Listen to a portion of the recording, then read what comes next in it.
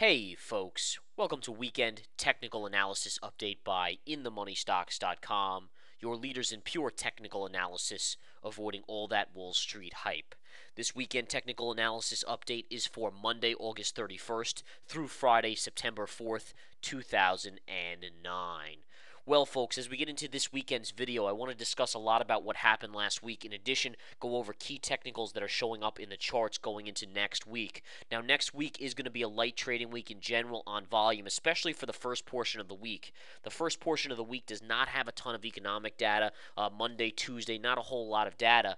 Going into Wednesday, we're going to get that ADP jobs number, and then on Friday, the unemployment rate and numbers should come out. Now, that could give the later portion of the week a little bit of volatility, even though it's pretty much the most taken holiday week of the summer. Remember, this last week we just got through and this coming week are really the ones where the pro traders leave their desks and step away, go away with their families to the Jersey Shore, the Hamptons, outside the tri-state area, really to get away before volume comes back in September. So just keep that in mind, is that you may see continued light volume. Interesting thing about last week, a majority of the volume every day was attributed to, and I mean literally 20%, 30% of the volume per day was attributed to maybe 2 or 3 stocks in the market. I mean, that's really how light it was. You had really a couple stocks trading heavily. We saw some activity on some of the smaller caps like AIG.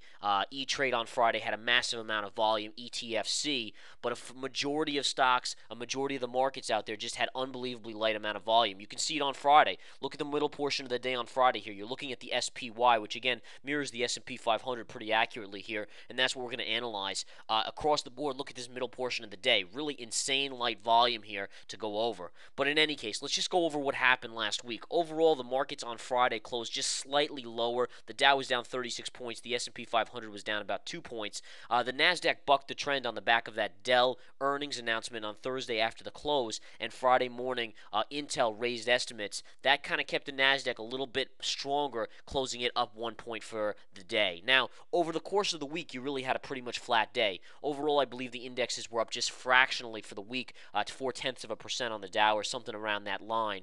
But bottom line, you can just see it here. If you go on the overall chart of the SPY, this is where we closed last Friday, a week ago from Friday, and you can see it was right here around 103 on the SPY.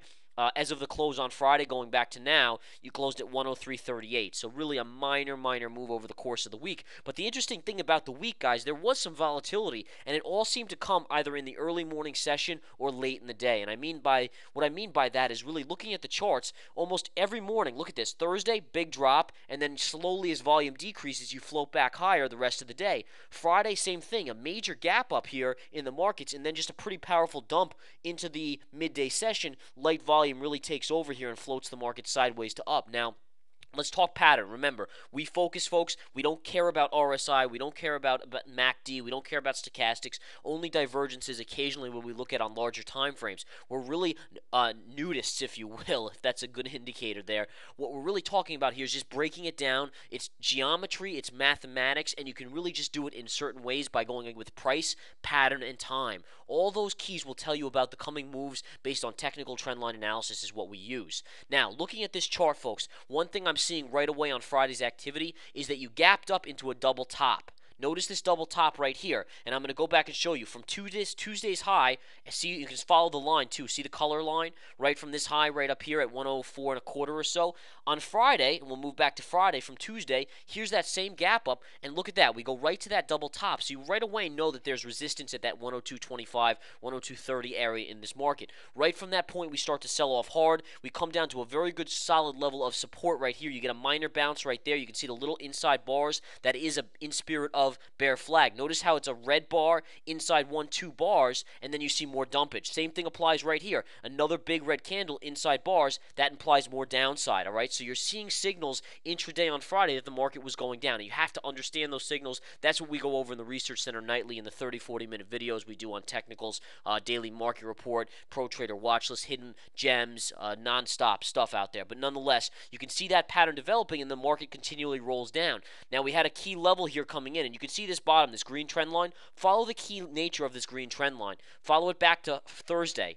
On Thursday, you can see the consolidation happening right there before we broke up. That's bullish consolidation. Why? Well, big green candle inside bars. Bullish consolidation brings you higher. And again, that's just reversing what we just talked about here on the bearish consolidation. But in any case, what you can see again, consolidation dictates there is support there, and that's what you hit on Friday. Now, if you want to go back even further, scan back to this day here on Wednesday, and you can see the low pivots were put in right at that same level. So it makes sense that you were going to have support there, and that's exactly what the market hit and then got a bid off of that. Now just look at this.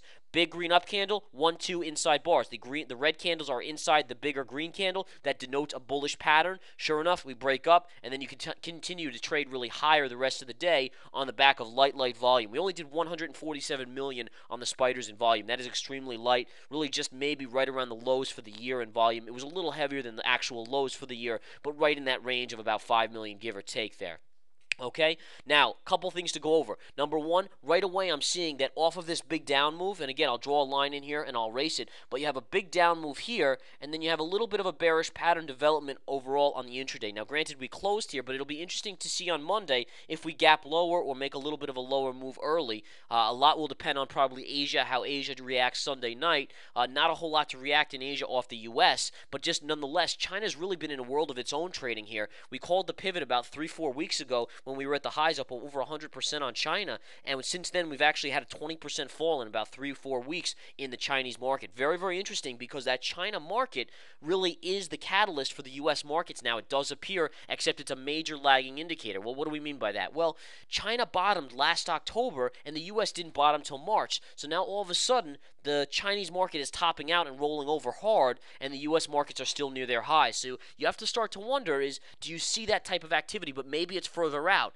You know, how much more can they keep this market floating, especially with light volume next week? Very likely they can keep this market generally floating in the positive to neutral directions in this market. So again, a couple interesting things going on here. The other thing that's very interesting, folks, that I just want to take a minute to discuss is the fact that you have more and more banks failing, folks. You know, we keep on hearing about all the economic positivity out there, you know, markets getting better, economies getting better, et cetera, but then why are so many banks, if you've noticed, 84 banks have now failed this year alone. There were only 25 last year, and then before that there were only 3, and more banks are in trouble now than even 3 months ago. So the banking system is actually looking very, very scary right now. In addition, the FDIC is almost out of money to bail them out. Guess where they're going for the money? The taxpayer, right there to the government, which is going to get the money from the taxpayer to bail more of these banks out that are going under, and it seems like every week 3 more are going under or so at least, and it's a little scary, to be honest, to think that we're supposedly, according to the media, according to the president and the you know, Bernanke on the Federal Reserve, it seems a little strange that they're all saying everything's getting better, but all of a sudden more and more banks are in trouble now. They're talking about anywhere between 100 and 400 more banks failing before it's done, and that number continues to inch up from where it was just months ago when apparently we were supposed to be bottoming. So keep an eye on what's going on here. Take all the economic news with a grain of salt, folks. I would just warn you about that economic news. It does seem like it may be a little bit on the shady side there. In any case, going back to the technicals of this chart, a little bit of a bearish flag formation, but you're going to need volume for us to go down. The volume seems to be in the early portions of the day. As you can see, big volume early in the day, we fell down from the gap up. Thursday, big volume, we fell down. So you're seeing that kind of activity happen, but as soon as volume gets lighter, you know, you do start to float back higher. So again, early in the week next week, light volume most likely, unless we have some strange catalyst out there. Later in the week is going to be light volume in the afternoons, but when you come off the ADP number, you could see a little bit of craziness. And then on Friday, that number as well, the unemployment number, should be pretty dramatic for this market. Now, your levels on this chart going into next week, folks. Let's just cover this. Next week, the big levels on the intraday chart, and again, I don't go over the daily levels or the weekly levels or the monthly levels because that's for our premium guys in the research center at InTheMoneyStocks.com.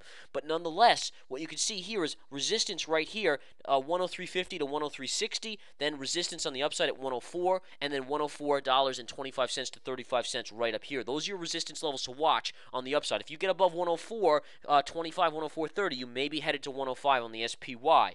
Downside support, a master level on a closing basis right here at 103.15. This sloping line will also be intraday support. Notice how you're connecting the lows here to the lows here, and it actually touched the low here on the late in the day. That's going to be support on the downside. If you break that, you should go back to the lows from Friday, which is at 102.70.75 level right there. You have a minor level dotted line right here at 102.50. The big level then becomes this 102, which was the low low from Thursday, that will be a master number. Also on a closing basis, you need to get that back below that level.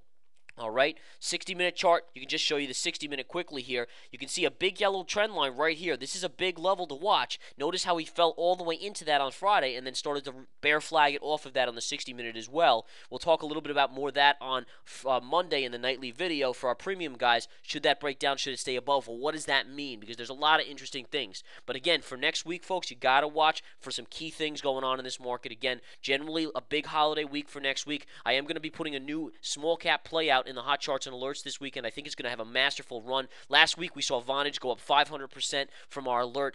We also saw USEG jump 35% and ENWV jumping as much as 60% from the alert that we had given out to our premium guys as well. We're going to have another one out this weekend. Those of you that want to get on that, sign up for the Research Center. All right, folks, have a wonderful weekend. Have a wonderful night, and we'll talk to you on Monday in the intraday video. Take care.